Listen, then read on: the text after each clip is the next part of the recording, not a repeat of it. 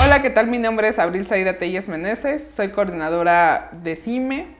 El día de hoy les voy a presentar el tema de trauma torácico. Bien, veamos algunas estadísticas. 8 de cada 100.000 de estas lesiones son letales. De estas ocurren el 43% por lesiones que fueron impacto de vehículo de motor, el 29% por suicidios y el 22% por homicidios.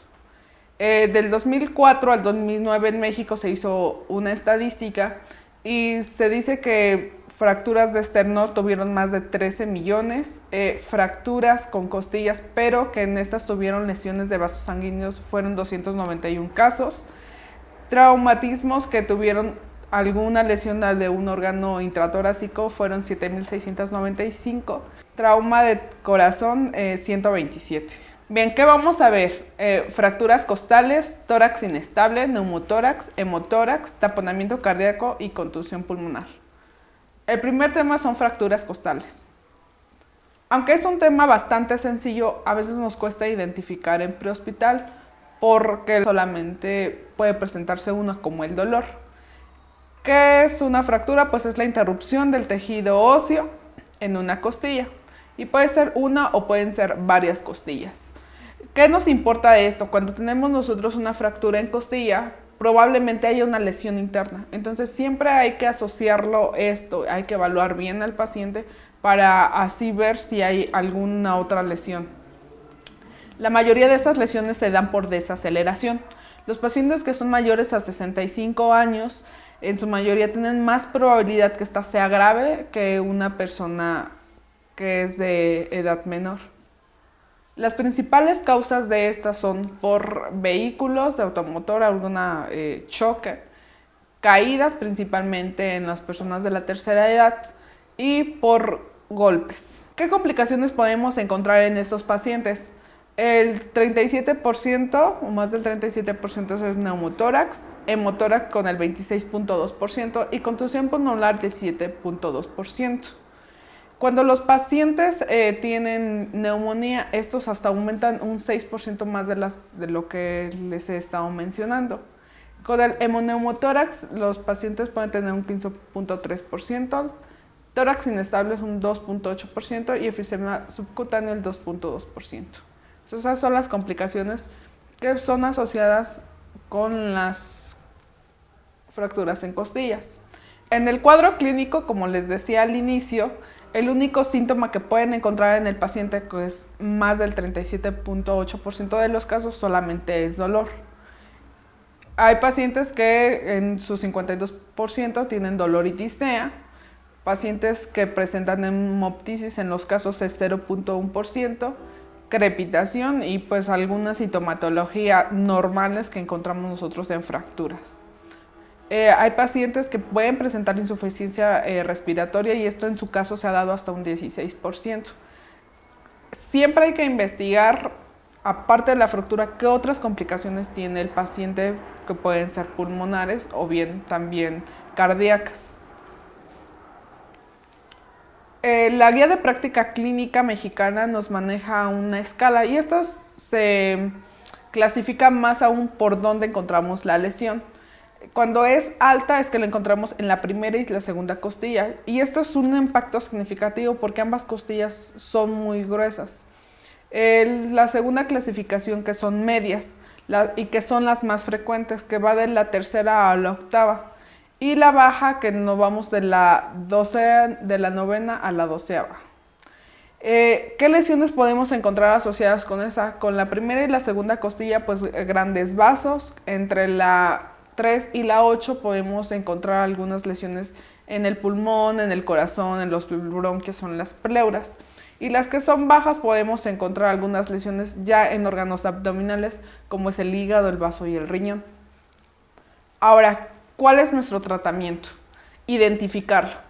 Identificar y dar tratamiento al dolor y también dar soporte a la ventilación. En la guía de práctica clínica van a tener ese algoritmo.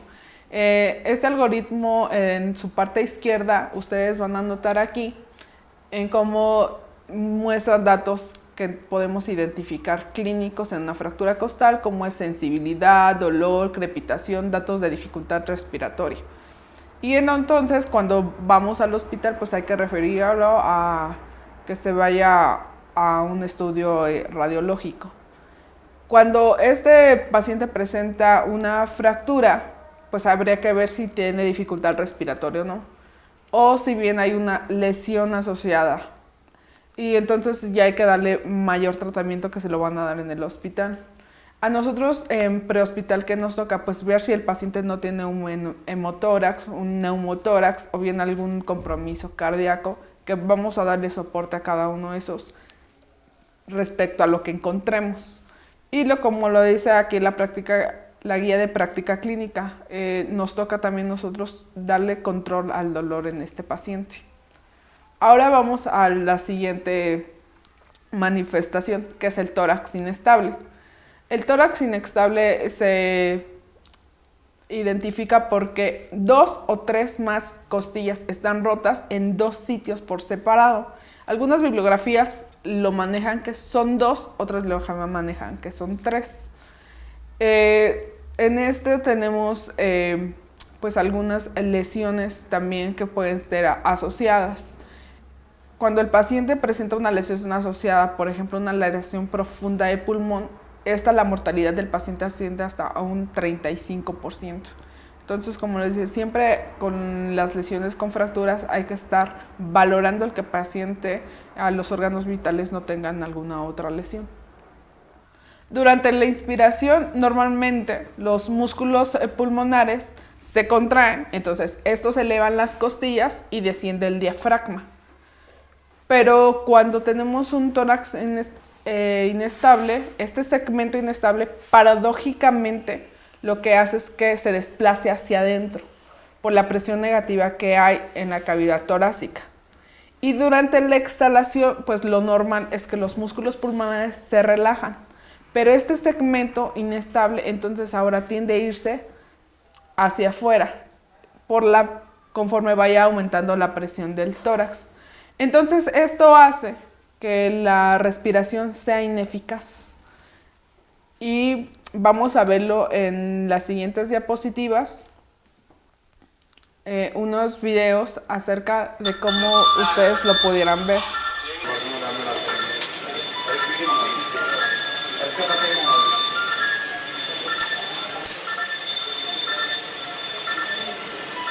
Tem que levar lá pra pé pra poder limpar.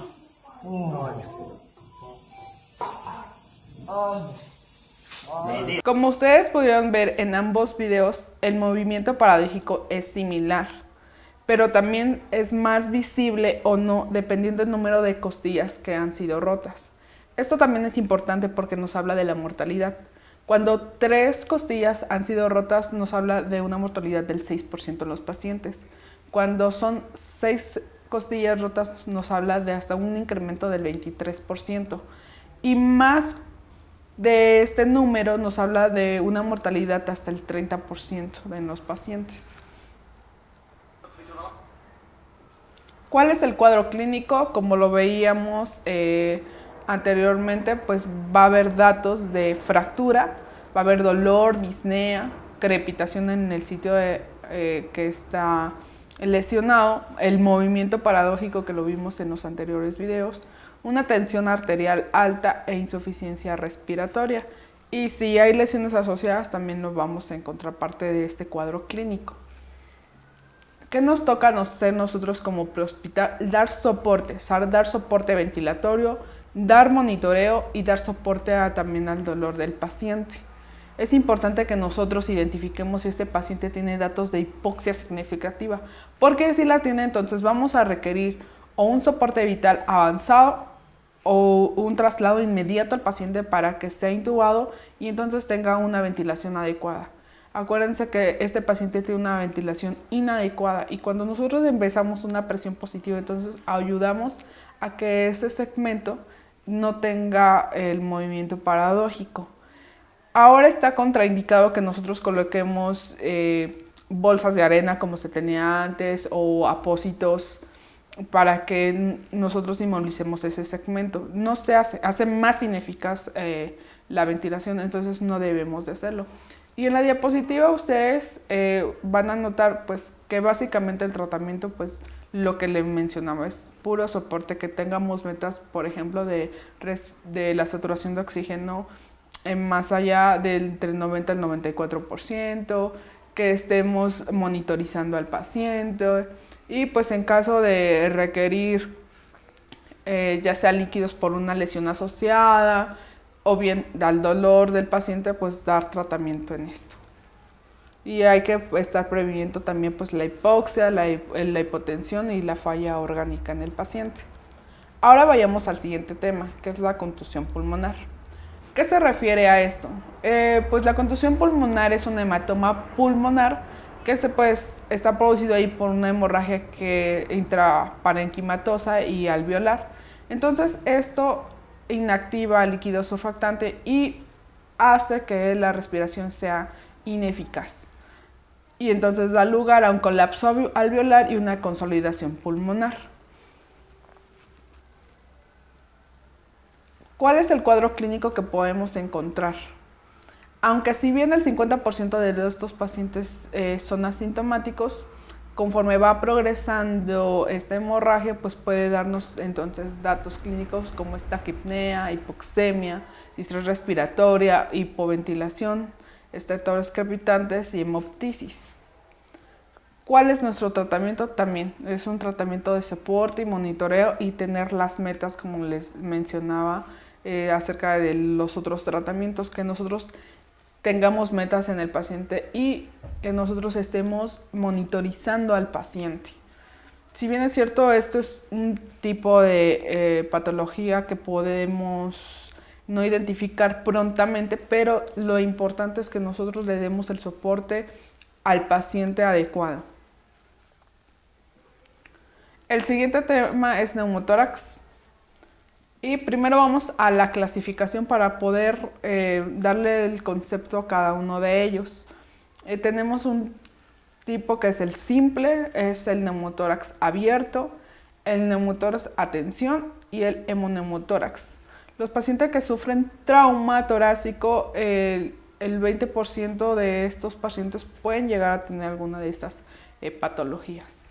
El neumotórax simple se identifica porque hay presencia de aire entre la pleura visceral y parietal y no hay un compromiso como tal respiratorio ni circulatorio, por eso es simple y como tal es difícil de identificar.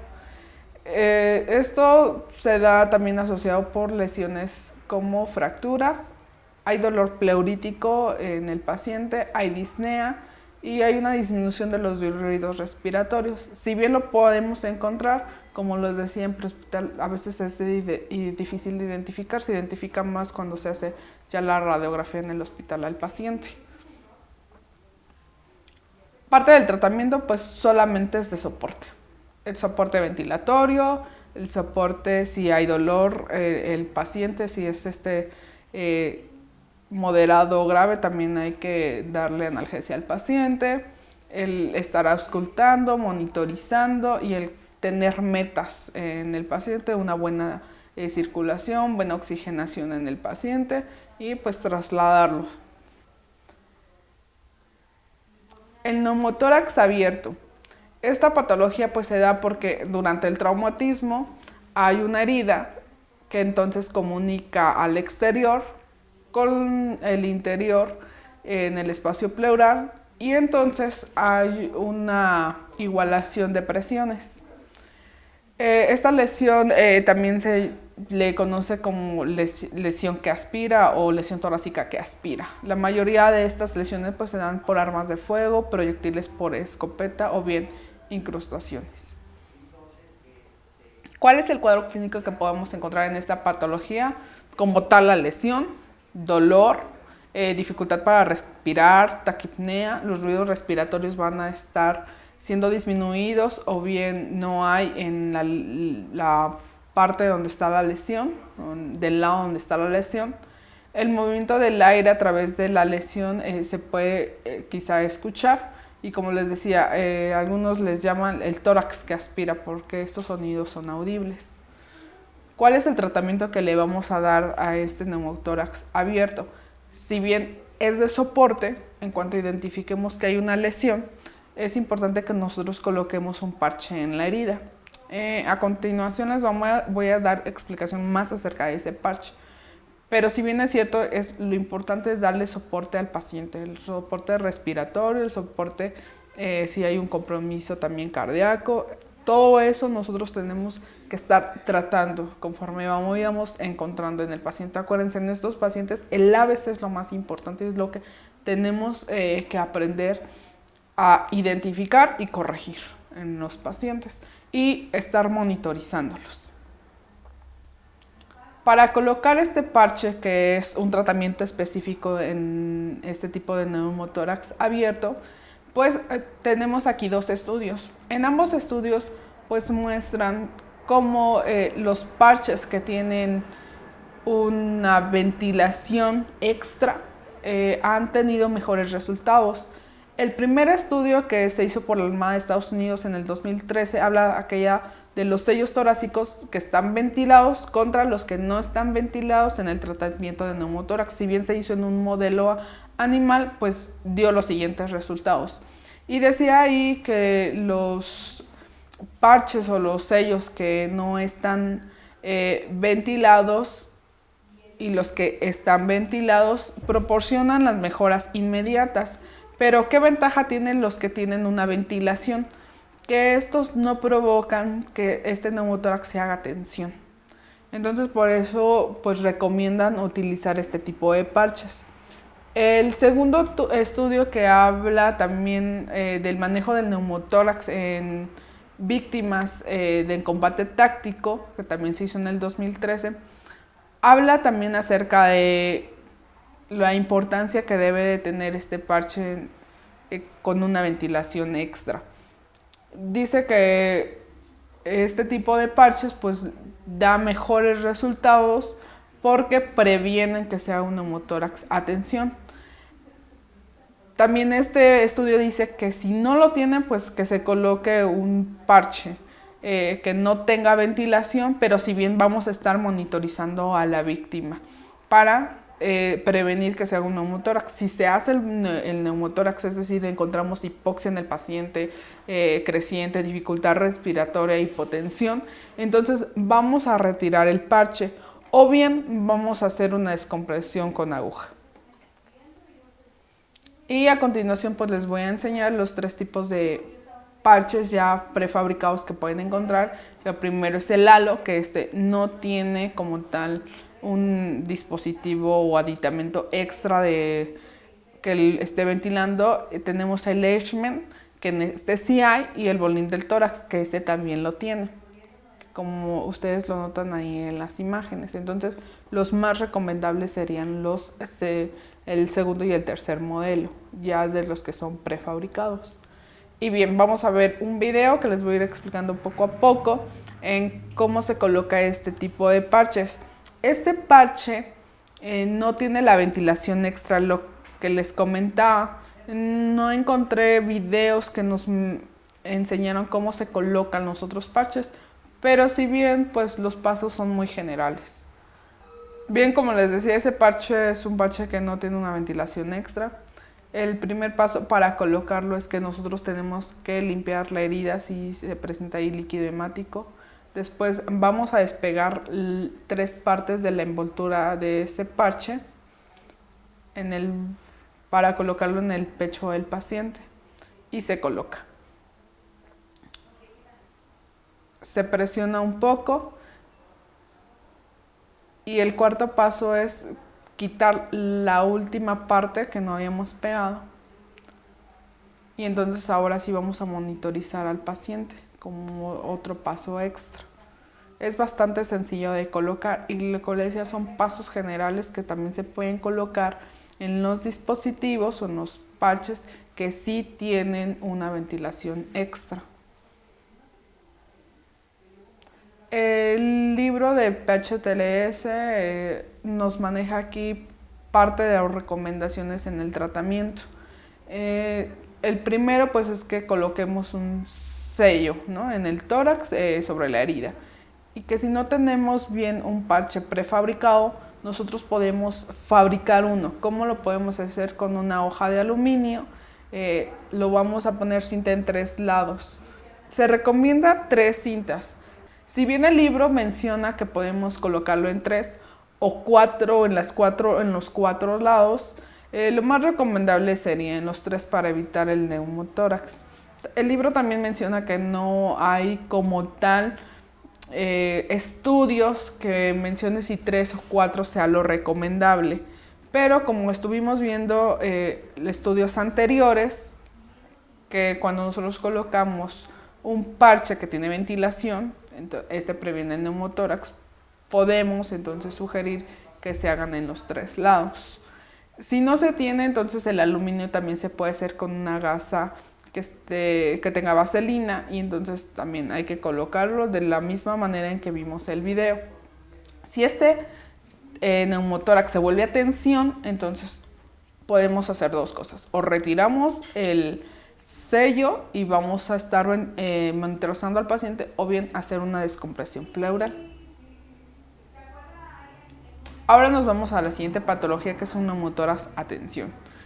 ¿Qué pasa en este neumotórax a tensión? Que el mediastino se va desplazando del lado opuesto y se disminuye el retorno venoso, y entonces hace que se oprima el pulmón, donde no está la lesión. Y aquí sí hay un compromiso circulatorio y ventilatorio en el paciente. Aunque la causa más común es una mala ventilación al neumotórax a tensión, pues también tenemos por otro tipo de lesiones, ¿no? Y raramente es por una fractura en la costilla.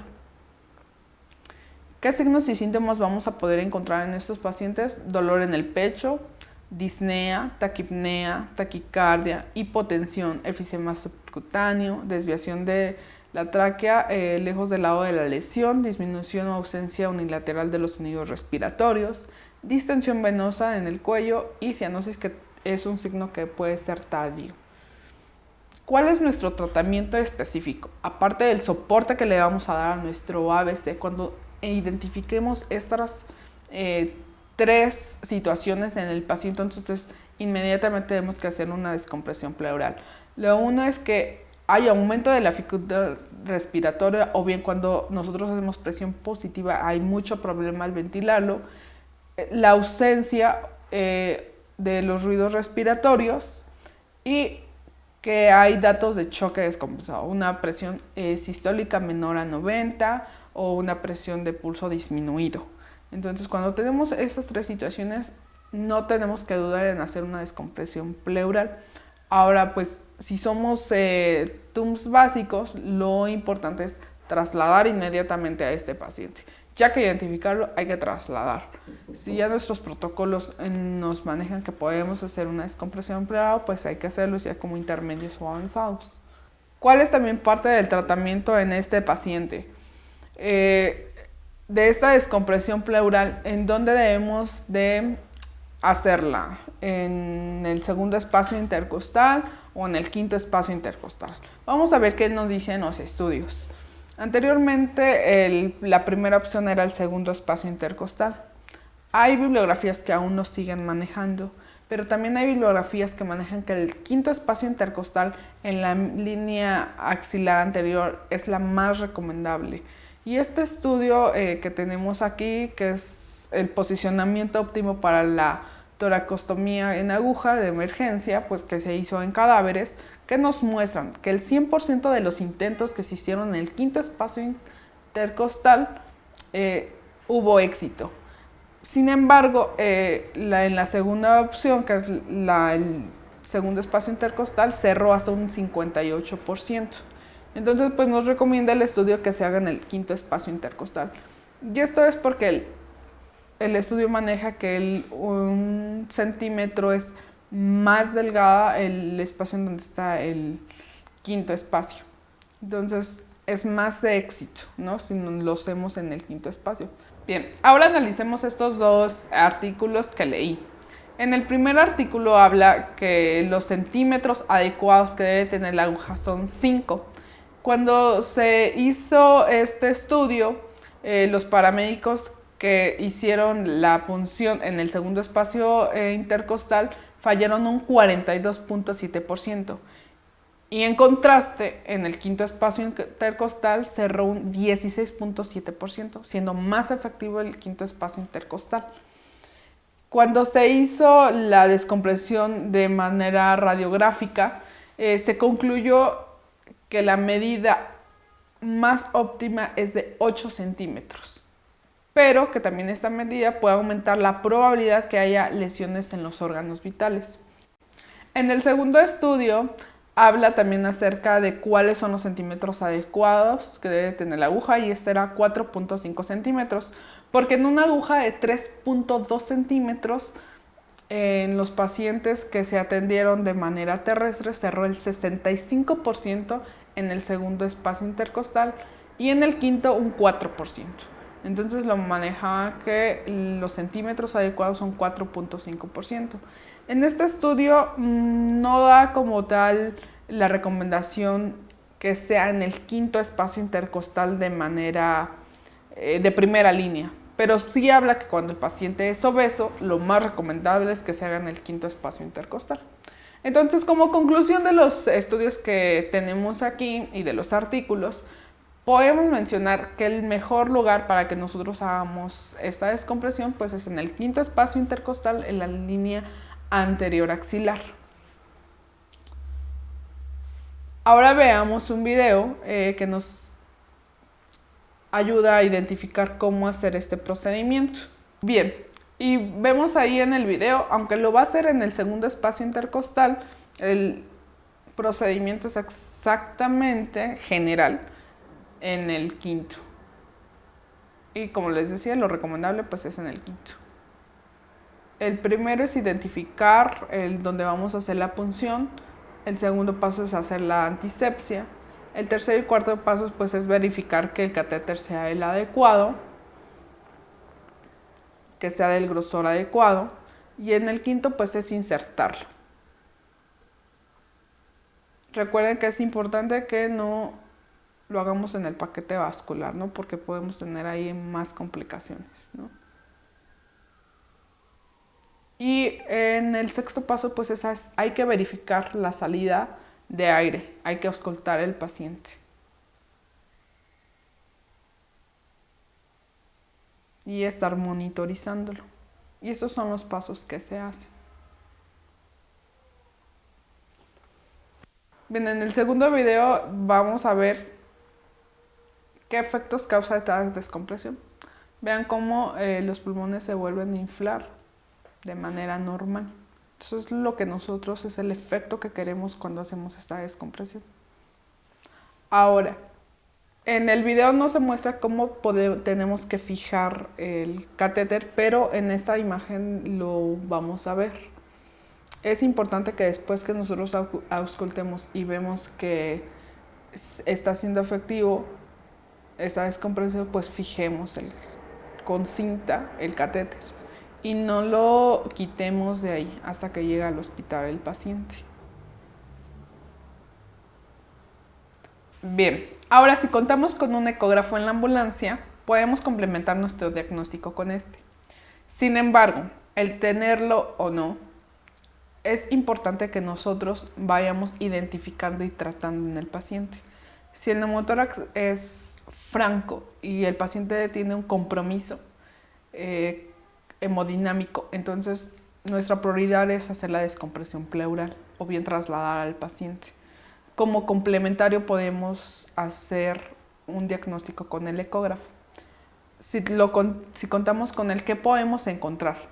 El primer dato es la ausencia del desplazamiento pleural con las líneas A. Acuérdense que lo normal pues era tener un cometa y desplazamiento pleural. Lo anormal, y que nos va a dar datos de un neumotórax, pues que no haya deslizamiento pleural y con esas líneas A que ustedes están viendo en las imágenes. Para que ustedes identifiquen si hay ausencia o no de un deslizamiento pleural, vamos a ver el siguiente video y ustedes en la parte verde van a identificar la presencia de este deslizamiento. Vean ahí en la parte verde y vean cómo se nota como arenita o como hormiguita, como movimientos. Entonces, eso es que sí hay deslizamiento. Cuando hay neumotórax no lo hay y vamos a encontrar esas líneas A. ¿Cuál es el segundo patrón que podemos encontrar si tenemos un neumotórax? El signo de barras o de la estratosfera en el modo M. Lo normal es, como ustedes lo ven en la imagen A, es que nosotros tengamos el patrón del signo de la orilla de la playa. Es decir, ven ustedes el agua, las olas de mar y por debajo toda la arena. Eso es lo normal. Lo anormal, y que nos va a dar datos de que el paciente tiene un neumotórax, es que haya un signo de código de barras. Y vean cómo se nota, es muy notorio. Entonces esto nos está hablando también de un neumotórax. Vamos a ver la segunda imagen, que es un poco más franca o más grande para que ustedes la vean. Vean aquí lo normal, pues es la playa, las olas y la arena, en el modo M. Y en el neumotórax ustedes van a ver un código de barras o bien el signo de la estratosfera, y que es bastante notorio, ustedes lo vean. El otro signo que pueden encontrar, o bien patrón, que pueden encontrar en ecografía es un punto pulmonar. Aquí en el modo B, pues nada más se ve ahí una asincronización, ¿no? Este es el punto pulmonar. Y es como es el aire que está dentro de las dos pleuras. En el modo M, ustedes cuando ven el signo de barras van a ver ahí cómo se nota un punto pulmonar. En la siguiente diapositiva vamos a verlo mucho mejor, ¿no? Vean aquí donde hay aire, está lo de las costillas, pero ahí está el punto pulmonar. Entonces esto también nos habla de un neumotórax. Entonces tenemos tres patrones que nos habla de un neumotórax cuando tenemos un ecógrafo. La primera es la ausencia del deslizamiento pleural con líneas A. El segundo es un código de barras o un signo de la estratosfera. Y el tercero es un punto pulmonar. Acuérdense que pues esto es un diagnóstico auxiliar que nosotros podemos tener. Ahora tenemos el siguiente patología o lesión, que es un hemotórax. El hemotórax pues ocurre cuando hay sangre dentro del espacio pleural. A diferencia del hemotórax, que es aire, en este caso tenemos sangre. Y se clasifica en tres: mínimo, mediano y masivo. En el mínimo estamos hablando que hay entre 300 mililitros de sangre y no hay una repercusión clínica. Y pocas veces se ve de manera radiológica. En el mediano se acumula sangre entre 300 y 1500 mililitros. Y el masivo, que tenemos un compromiso hemodinámico, es 1500 mililitros, más de 1500. Y esto puede ser hasta 3000 mililitros, ¿no? Es importante que lo identifiquemos, ¿no? Y también es importante que se trate por el peligro que podemos tener en el paciente, la alta mortalidad. ¿Qué diferencias ustedes pueden encontrar entre el neumotórax a tensión y el hemotórax masivo? Bien, el primero es sobre los sonidos. En el neumotórax pueden ser disminuidos o ausentes. Y en el neumotórax no están ausentes, solo están disminuidos. Si hacen ustedes una percusión, en el neumotórax van a ver hiperresonancia porque hay aire. Y sin embargo, en el neumotórax masivo es mate. La posición de la tráquea en el neumotórax va a estar desviado y en el neumotórax va a ser medial. En el neumotórax las venas yugulares pues van a estar distendidas y el hemotórax masivo van a estar colapsadas porque hay sangre que está acumulada, ¿no? Los movimientos torácicos en el neumotórax van a estar disminuidos y en el hemotórax masivos o bien van a haber o no haber. ¿Cómo se puede identificar un hemotórax? Pues de manera clínica, vamos a dar más datos, los que dimos anteriormente, de manera radiográfica o bien por ecografía. ¿Qué otro cuadro clínico podemos encontrar aparte de la tabla que nosotros analizamos? Pues disnea, ansiedad e inquietud, palidez, dolor torácico tipo pleurítico, taquicardia, hipotensión, ruidos disminuidos, vibras vocales disminuidas y matidez, ¿no? ¿Cuál es nuestro tratamiento?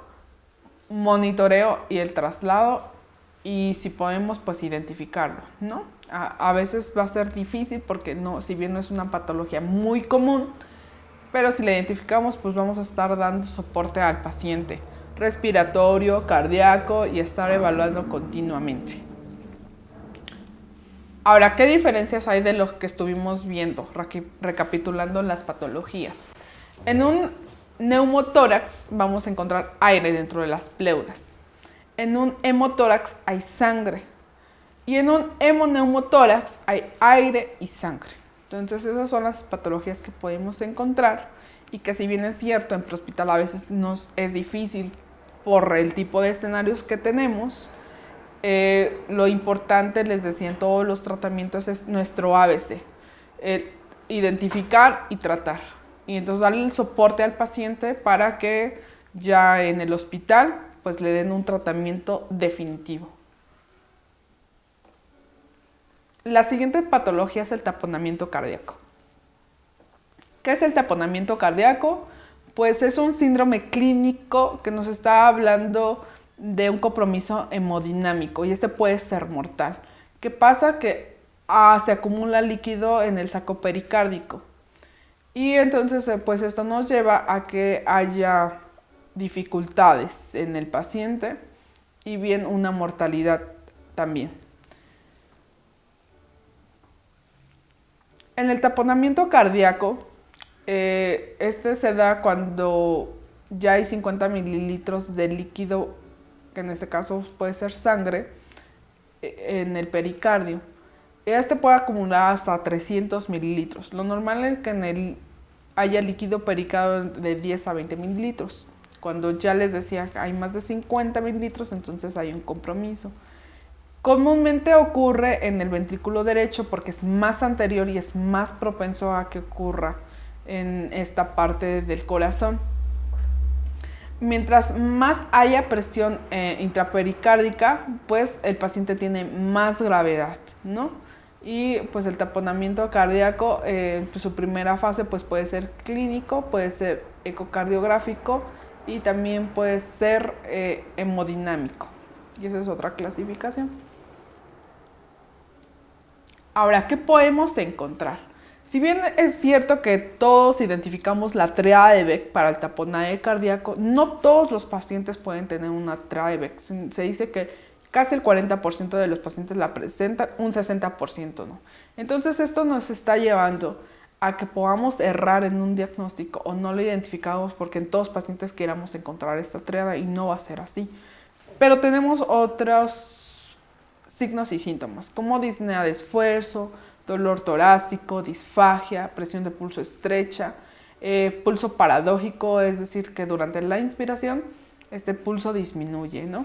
Y esto es porque hay una disminución de la presión sistólica. Y la triada de Beck, que se da por pues, la hipotensión, los ruidos cardíacos velados y la distensión venosa yugular. ¿Qué podemos encontrar de manera electrocardiográfica? Que ocurre en el 60% de los casos, que hay una depresión en el segmento ST, hay contracciones prematuras ventriculares y hay anormalidades en el PR y en la onda T. Si bien no hay un patrón exacto, pues podemos encontrar todo esto.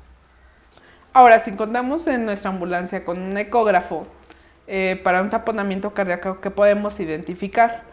Uno es que nosotros encontramos un patrón con un colapso sistólico de la aurícula derecha y también un colapso diastólico del ventrículo derecho. En la imagen se muestra en dónde podemos nosotros identificarlo. Está una cara subcostal del corazón y podemos identificarlo. Para que sea más ejemplificado, veamos el siguiente video.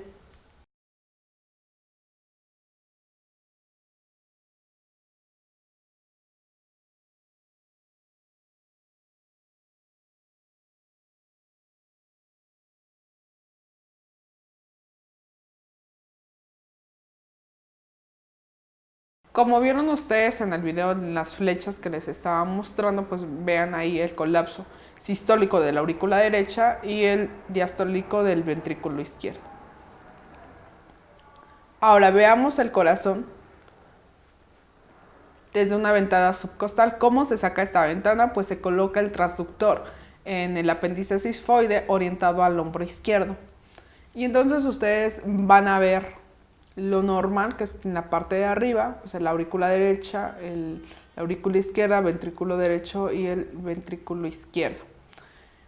Si nosotros encontramos de esta sombra cardíaca material anecoico, como lo ven en la primera flecha roja, pues nos está hablando que hay líquido, ¿no? Y esto, más un trauma, más otros datos que tengamos clínicos, pues nos está hablando de un taponamiento cardíaco.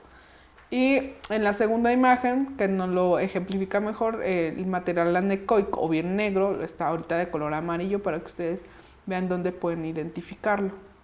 Bien, ahora si nosotros colocamos el ecógrafo en modo M, vamos a ver aquí cómo lo indica la flecha amarilla, una orientación, unas como ondas.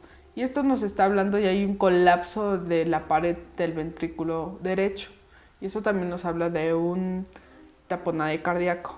O bien, la segunda imagen también nos la muestra esta como orientación, estas ondas que hay en el colapso de la pared del ventrículo derecho y la aurícula derecha. Y eso también nos habla de un taponamiento cardíaco. De una ventana ecográfica del corazón, esta es paraesternal, que nos está hablando aquí de un eje largo. Vean ustedes las flechas roja que nos está hablando aquí de un espacio anecoico, que también nos está hablando de sangre, que es en la segunda imagen. En la primera imagen ustedes ven la aorta descendiente. Si esta aorta descendente la vemos alejada de la silueta cardíaca, también nos está hablando de un taponamiento cardíaco. Si sacamos una ventana apical, lo que nosotros vamos a ver es un movimiento, un balaseo de las 4 cámaras. Y entonces esto también, para este patrón, nos habla de un taponaje cardíaco. Y tenemos pues otras imágenes más, ¿no? Tenemos aquí un long axis que nos está hablando de un eje largo paraesternal y el segundo de un short axis que nos está hablando de un eje corto. También noten cómo el material anecoico pues está de color amarillo para que ustedes vean cómo está la silueta del corazón en las 4 imágenes y cómo está el material anecoico que ustedes pueden encontrar, ¿no? En un 4 cámaras y en un subcostal. Ahora, también en ecografía, nosotros podemos ver la línea, la cava. ¿Cómo podemos sacar esta imagen de la cava? Pues vamos a poner el transductor en el apéndice sigmoides, vamos a girar de manera de 90 grados, como lo notan en la imagen, y entonces ahí vamos a notar nuestra vena cava. Y ahí, como lo indica la flecha roja, ustedes están viendo la vena cava. ¿Qué nos importa de esta vena cava? Pues que no esté aumentada y que haya un colapso. Porque si esta está aumentada y no hay un colapso, como nos indican en esta tabla, entonces se está hablando de un taponamiento cardíaco. Lo normal es que tenga menos de 2 centímetros, que se colapse un 50%. Y entonces nos está hablando pues que no hay un taponaje cardíaco. Pero si nos vamos al otro extremo, que esta vena cava está aumentada un 2 centímetros y bien que no hay un colapso, entonces hay una presión central aumentada y nos está hablando de un taponamiento cardíaco. Si bien esta tabla ha sido juzgada, es un patrón que nosotros podemos utilizar de manera práctica, ¿no? Si hay un taponamiento cardíaco o no lo hay. Bien, ahora vamos a ver un patrón para external.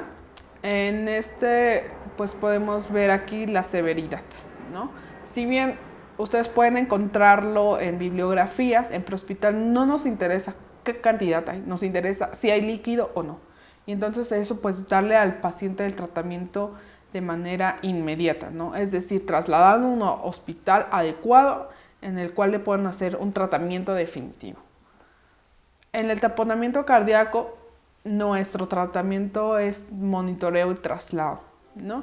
Si ya se contara con una alta especialidad o bien dentro de la ambulancia o tengamos protocolos que nos permitan hacer una pericardiocentesis, pues lo haremos. Pero es muy irregular encontrar eso. Entonces lo que nosotros vamos a hacer es un monitoreo, un traslado adecuado al hospital correcto al paciente para que le hagan un tratamiento definitivo. Como les decía, es importante que cuidemos nuestro ABC, que le demos soporte a este ABC, que tratemos este ABC en el paciente y así poder llevarlo de una manera óptima al paciente. El tratamiento definitivo del taponamiento cardíaco pues es la pericardiocentesis que se debe realizar en un hospital y entonces en el hospital ya eliminarán parte o una cantidad de líquido y esto va a ayudar pues al gasto cardíaco, ¿no? del paciente y entonces que ya no haya un compromiso cardíaco. Bien, pues para culminar les dejo la bibliografía que consulté. También dentro de la clase o como notas les voy a dejar ahí algunos videos de ecografía para que ustedes puedan visualizarlo y puedan identificar los patrones. Si tuvieran alguna duda, con mucho gusto también las recibo por WhatsApp, Facebook o bien o mediante CIME, ¿no? Les agradezco la atención prestada y espero que sea de utilidad toda esta información.